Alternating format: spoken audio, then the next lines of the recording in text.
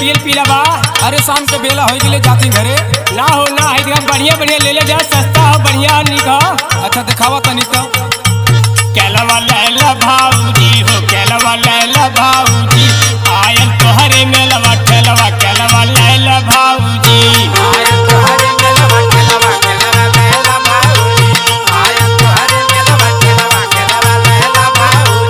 केलवा लैला भाऊजी हो, केलवा लैला भाऊजी हो, केलवा लैला भाऊजी, आयल तोहरे मेलवा ठेलवा, केलवा लैला भाऊजी।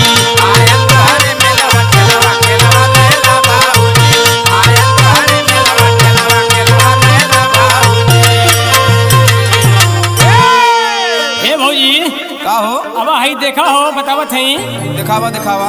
हाई मोट मोट लम्बा लम्बा और पीला पीला, हाथा लगावत तनिको न बढ़ीला। लइके आवया पंचलवा, केलवा लैला भौजी।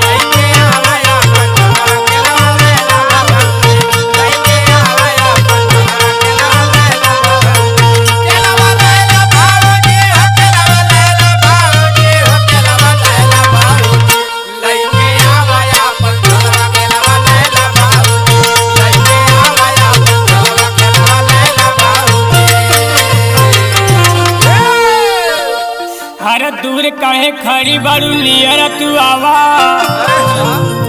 एक बार केलवा पे अपन हथवा लगावा। हर दूर कहे खड़ी बड़ू नियर तू आवा, एक बार केलवा पे अपन हथवा लगावा। लागल हावे पूरा सेलवा, केलवा लैला भौजी।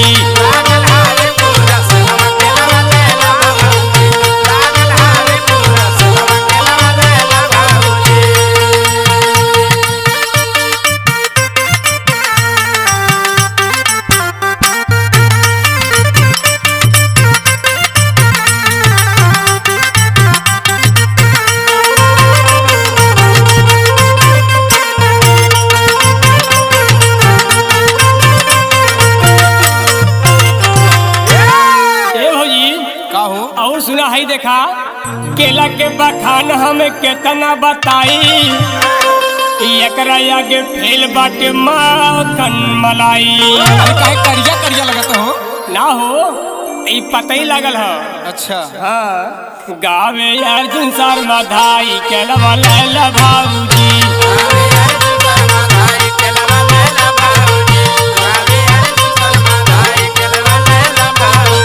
केलवा लैला भाऊजी हो, केलवा लैला भाऊजी हो, केलवा लैला भाऊजी, आयल तोहरे मेलवा ठेलवा, केलवा